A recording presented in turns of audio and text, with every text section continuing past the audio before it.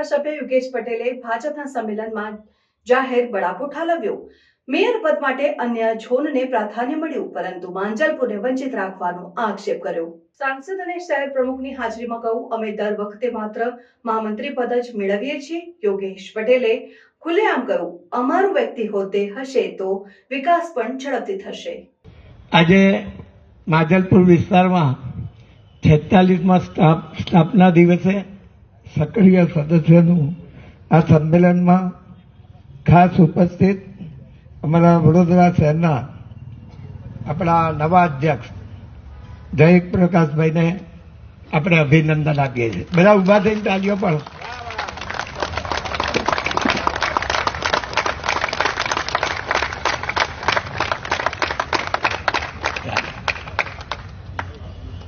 આપણા મેયર શ્રી પિંકીબેન તેમજ આપણા સાંસદ શ્રી તેમજ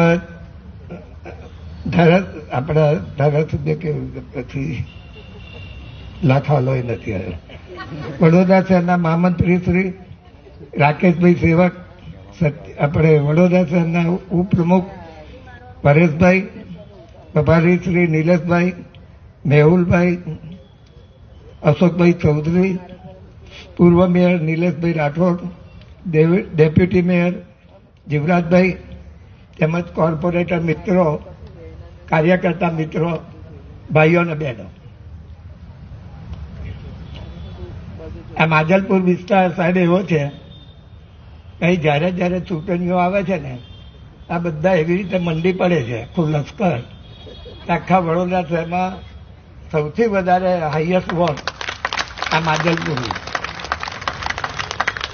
આ કાર્યકર્તાઓની મહેનત ને આજે જુઓ તમે, અમને ટાઈમ 7 વાગ્યાનો આપેલો, પણ 6:30 વાગ્યાના બધા આવી ગયેલા, કારણ કે પ્રમુખશ્રીને અમને મળવું હતું ખાસ।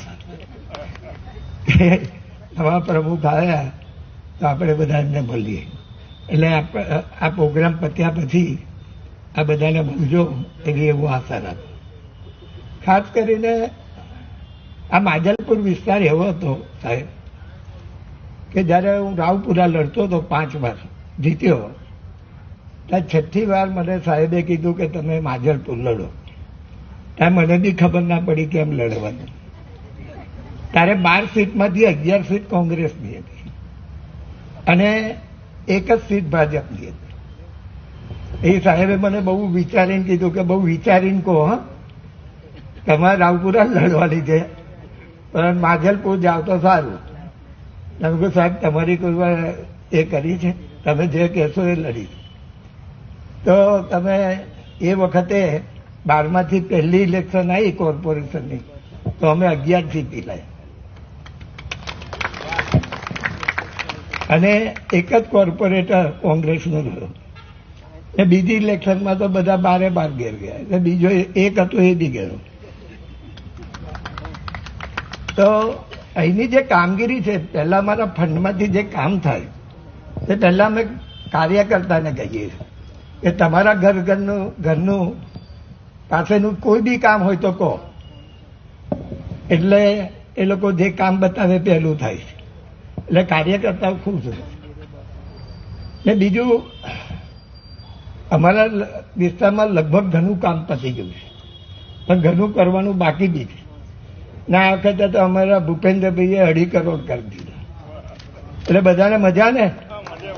એટલે હજુ ફરીથી કંઈ કામ કરાવવા હોય તો કહેજો ને, બધા કામ લખવાના શરૂ કરો, કારણ કે હવે આ એપ્રિલ મહિનો આવી ગયો એટલે ગ્રાન્ટ બી આવી જશે અને આપણા કામો બી થઈ જશે। સાહેબ અમને એક અન્યાય એ થાય છે કે આજ લગીને અમને કોઈ મેયર નિલેશ આપેલો તો 6 મહિના બાદ, એટલે પૂર્વ વિસ્તારમાંથી મેયર બહુ આવ્યા, ઉત્તરમાંથી બહુ આવ્યા, દક્ષિણમાંથી બહુ આવ્યા, એટલે પછી તોય અમારો વિકાસ વધારે થાય છે બધા કરતા। પણ જો અમારો કોઈ એક માણસ અંદર હોય ને તો આનાથી બી વધારે થાય ને। એ તમે તો માંજલપુરના જ છો, પણ તમે આપ્યા ખરા, પણ અમારે એક મહામંત્રી બી આપો। કારણ કે કાયમ આપતા આવ્યા છે.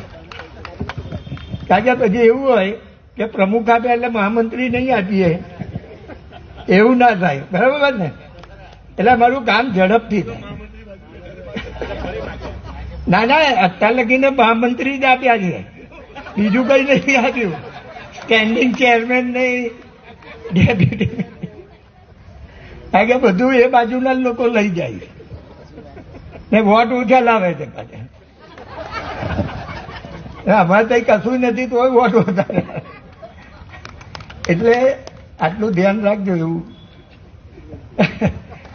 ખાસ કરીને મારે 2-3 વાત કહી દઉં કે હવે આપણે જે ગ્રાન્ટ આવશે ને એ ગ્રાન્ટમાંથી આપણે ઘણા કામો કરવાના છે. ખાસ કરીને બધા જ નગરોમાં મેં ફૂટપાથ છે, પાણીની લાઈન છે, બધું ઘણું કરી નાખ્યું છે. ખાસ અમે નગરોમાં કામ કર્યા, એ રીતે સોસાયટીઓમાં ઘણા કામો.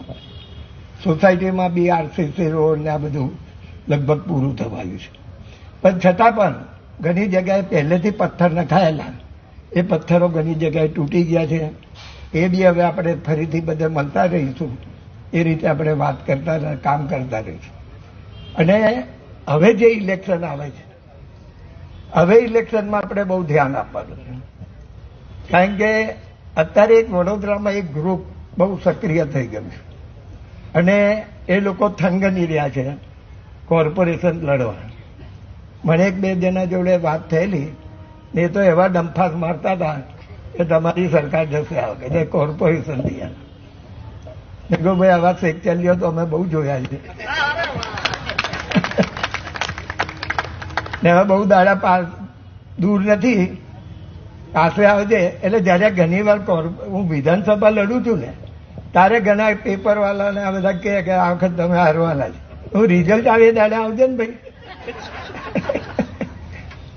એટલે એ બધાને મેં કીધું છે કે રિઝલ્ટ આવે ને એ દાડા આવજો, એટલે જોજો શું થાય.